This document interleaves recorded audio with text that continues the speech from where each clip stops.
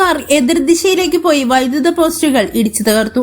കാട്ടാക്കട പ്ലാവൂരിൽ നിയന്ത്രണം വിട്ട കാർ എതിർദിശയിലേക്ക് പോയി വൈദ്യുത പോസ്റ്റുകൾ ഇടിച്ചു തകർത്തു.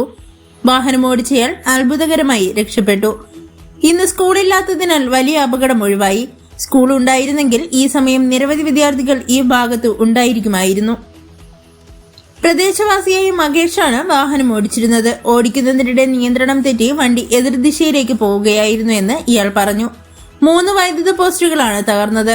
പോസ്റ്റുകൾ മാറ്റുന്നതിന് മാത്രം 1 ലക്ഷത്തിലധികം രൂപ നൽകേണ്ടി വരും. കേബിൾ സംവിധാനങ്ങൾക്കും തകരാർ സംഭവിച്ചിട്ടുണ്ട്.